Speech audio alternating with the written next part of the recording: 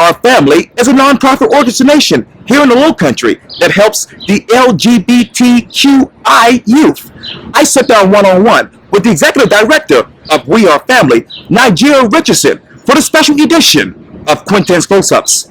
And be sure to download the free Quintin's Close-Ups app in your Apple or Google Play stores.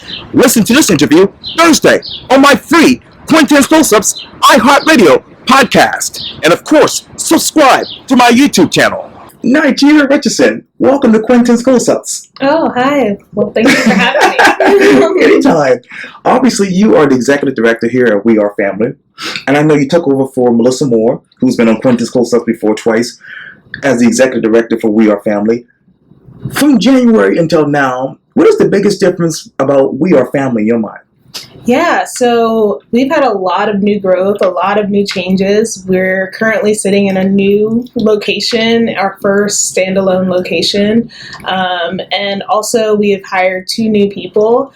For the first time ever, we have a full-time program director who can focus on programming. And then we also have a thrift store manager as well. Cool.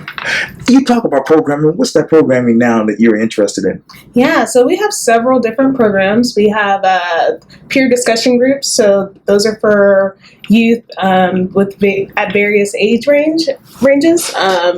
We also have GSA support. Sure. We provide cultural competency trainings through our LGBT program. We have an annual queer prom event for youth, which is massive and a lot of fun.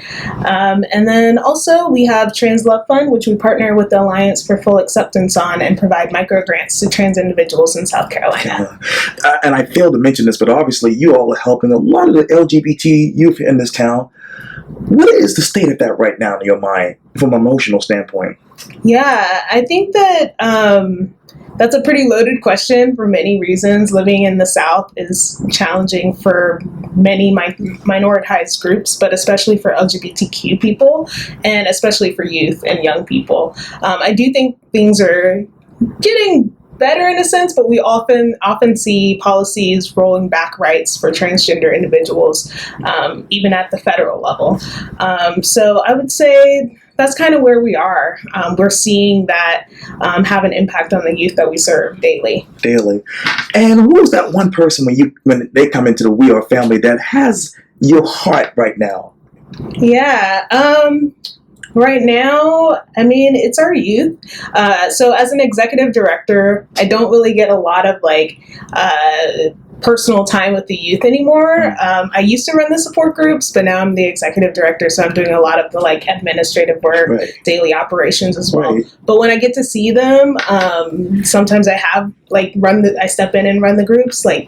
It's just such a refreshing. This is why we do this work. It feels really great. Attending the prom this year was so beautiful. Seeing one kid in particular, he came in and he was very nervous, and he was like, "Oh my God, I don't know who I'm going to talk to." And then by the end of the night, I circled back around, and he was like, "Oh my gosh, this was amazing. I danced with a girl," and it was just so great. He got to just live his full, true life, and it was just really exciting and powerful to see and witness. Absolutely. You talk about obviously being the executive director and having a lot of administrative duties. If you could send out a state of the We Are Family report to members and people in the community, what would you say? Yeah, I would say that we're here to change lives on an individual level, but we're also here to shift the culture. We're here to give voice and choice to our youth. We want to highlight their stories and share them, as well as highlight their abilities to change the culture that we currently live in here in Charleston, South Carolina.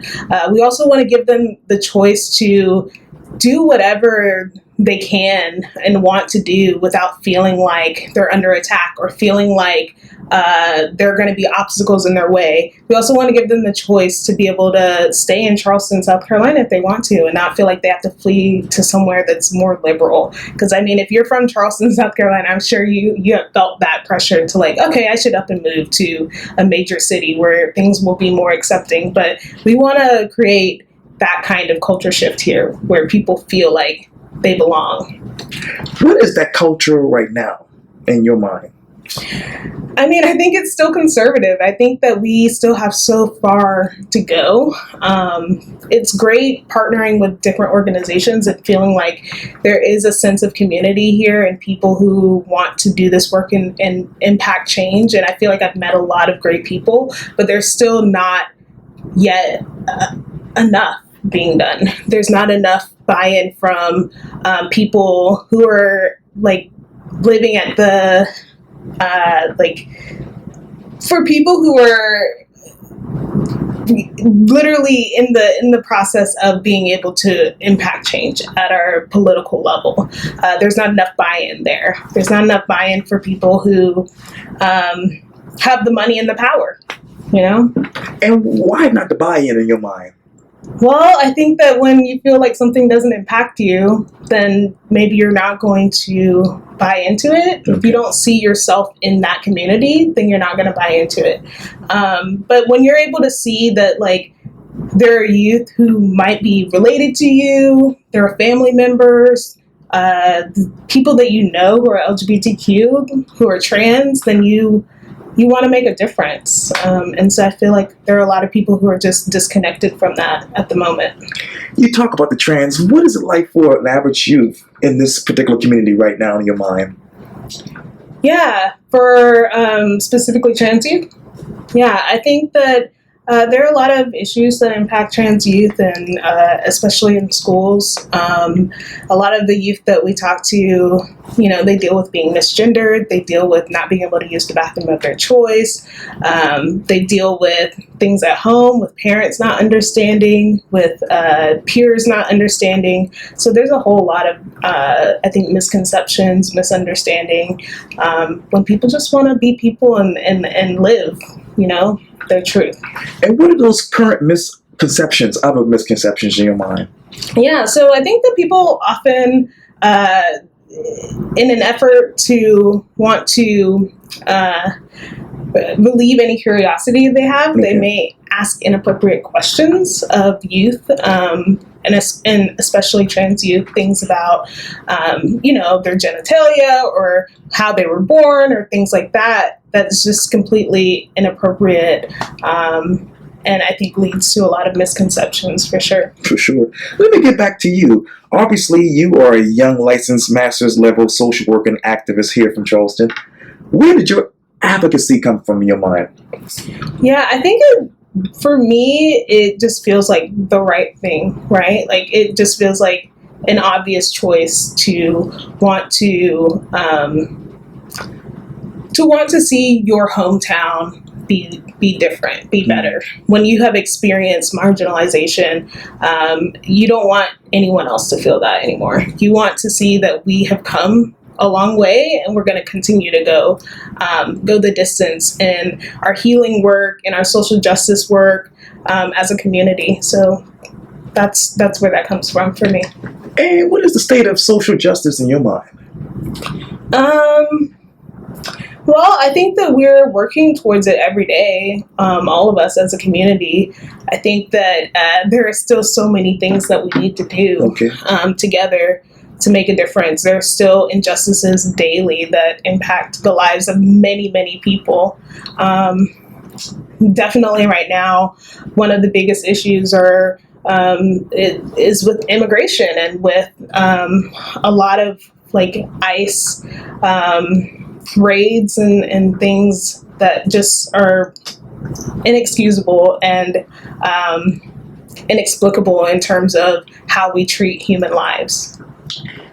Let me get back here to We Are Family. What does that mean to you? We are family. Well, to me, it feels like we are family, right? Like, it feels like I found a political home. I feel like We Are Family provides a home and a family for the youth that we serve. Also, the staff, we're all incredibly close in our board of directors. So I feel like We Are Family is about community. It's about creating an extended family, obviously. That is so great to hear. Now, if I were to interview you for Quintin's Close-Ups a year from now, what would you tell me about We Are Family?